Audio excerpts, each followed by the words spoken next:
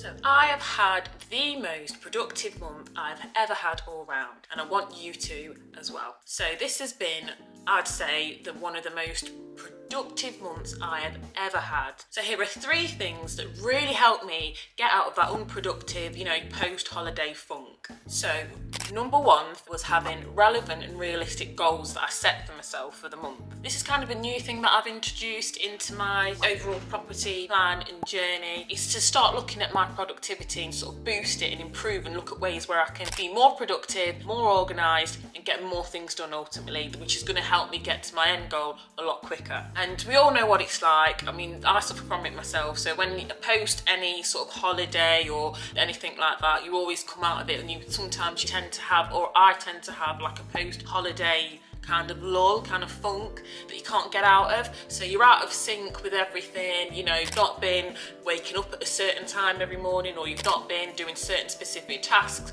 for a long while, which we all need that break for our own well-being, so don't beat yourself up over it. But yeah, we get out of this routine, we're not focused, and it's hard to get back into it and get that fuzz out and just get focused and get back onto what we need to do to push us on with our property journey. So as I said, for example, I love Christmas, I love the whole holiday breaks, and I just literally just switch off, phone goes off, everything goes away for a whole 2 weeks, and I just sit and I spend the time, family, friends, and just enjoy myself. And that is definitely what I did this year.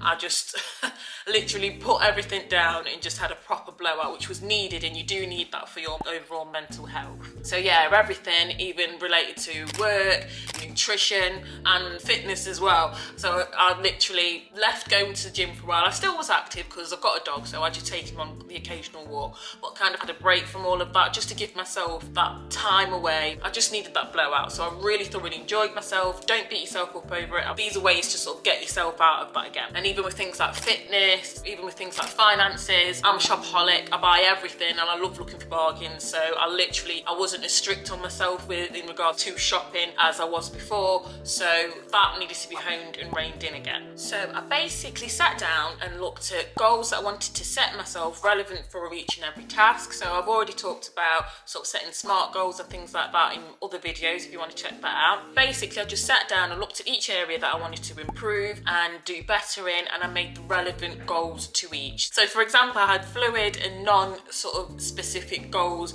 when it came to wellness and health and well-being, things like that, because I don't want to be too restrictive, but I wanted that to be as fluid as the task in itself. So it was just simple things like, for example, setting myself a morning routine, so to speak. I actually sat an allotted time for me to wind up, wake up, get myself going and get myself mentally prepared for the day ahead. So that was a nice sort of slot of time that I allocated to that, so that I knew, right, this is the time I've got to wind up, get myself out of bed and just get on and go with the day. So that was sort of a non-rigid, non-specific goal that I set to something which I need to do every morning. It's something that I want to be able to do and keep going throughout the new year, so it was a lot more fluid, as opposed to goals that were more restrictive. For example, when I spoke about SMART goals, that was in keeping with my property journey and keeping me accountable, because I found that towards the end of last year, I was starting to wane a bit. I had certain goals and things in mind, then they start to go out of the window.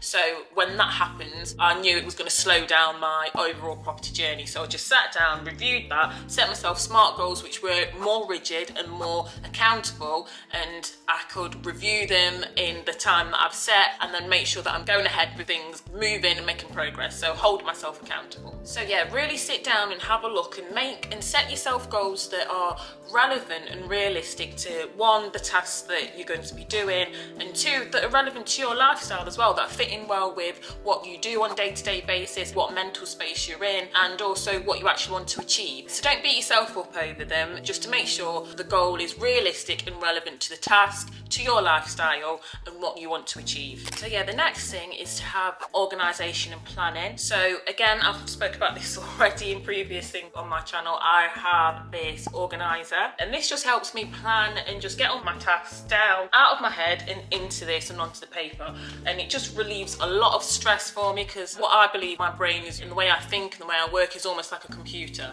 Sometimes I feel like I've got so many tabs open, I'm using so much of my mental storage space just on planning and making sure I get things done. Having something like this where I can, 1, get all of the tasks and things and the ideas and everything, all the brainstorming stuff out of my head and written down in an actual planner, then I can sort of, when I tick the tasks off, visually in my head, it keeps me motivated, because then I see the tasks are done, and then I do more and more and more and more, and before the end of it, I'm looking at this at the end of the day with all these ticks on, and I'm like, oh, and it just makes me feel so good about myself. And also, if I haven't done something, I've got a cross beside it, then I know that I can do that the next day and I haven't forgotten it. That's the most important thing. Otherwise, I kind of stress and I feel the anxiety builds up, and I feel like, one, I'm going to forget what I'm going to do, or two, then I won't get it done, and then it builds up. It got to towards the end of last year, it got to a point where I had so many tasks built up. I'd wake up in the morning and I'd sit at my desk and I'd switch my computer on, and I'd just be like this, because where do I even start would be what I thought. So in my head, it helps me bring clarity and focus, which then motivates me to keep going. So I can visually see for the day what I've got to do. It helps me plan for the year, which helps me plan for the quarter, which then helps me plan for the month, for the week, and then, as I said, breaks it down into day and what I'm going to do each day. And it just gives me clear structure. It literally helps me keep momentum and keeps me accountable, so that I know, and I'm a lot more productive because I've got things done. So yeah, you know, you might not work or think like that. My partner doesn't. He's quite spontaneous. He just does things on the spur of the minute, and he's great doing that. But for me, even seeing that gives me anxiety. So yeah, this just helps me. I focus, keeps me accountable, and when I see the progress, it keeps me motivated as well. And I think as well, another tip would be to get outside of your comfort zone. So for myself, I'd say I'm very uncomfortable with being on camera and actually posting. But once I've sat down, took a deep breath, and I start to speak and I slow my words down, and once I've actually filmed and got that done, I feel so happy, and it's just like, oh my god, yes, I can do this. And when I look back over some of the videos, I can see the progress I've made from first video all the way up until now, and that is through sort of getting out of my comfort zone and facing my fear of having to speak on camera. And it's also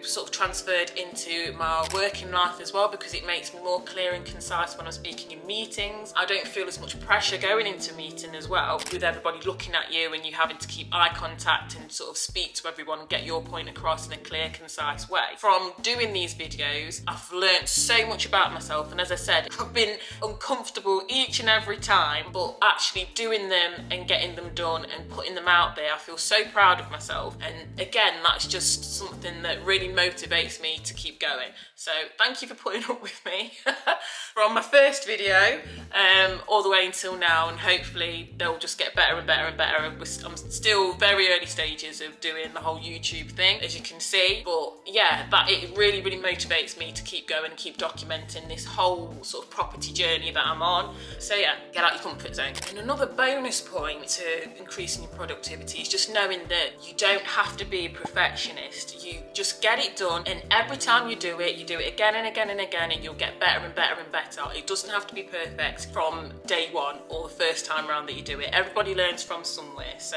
yeah, you don't have to be a perfectionist. Take that pressure off yourself, take a deep breath, and just chip away. And if you have a goal in mind, just go out there and do it. You don't have to be perfect first time. So yeah, as I say, I'm always a believer in doing your own research and looking into things. Those are sort of a few of the practical tips that I've taken to help me be more productive. There's also books that you can read. I'm currently reading Start With The Why. This is quite a good book to help you keep focused. So there's a lot of productivity books that are out there that you can read. You can get a lot of other tools and mindset ways and tips and tricks on how to be more productive. But yeah, you need to just have a look for what's best for you. So I hope you've liked the video. Please like, comment and subscribe, and also watch this video next to see how I found going through the whole bridge to let process for funding for my first investment property from start to finish. And I really wish somebody had sat me down and told me some of these things. There were some things that I didn't think about that I had to go through. Thank you for your support, guys, and I'll see you in the next video.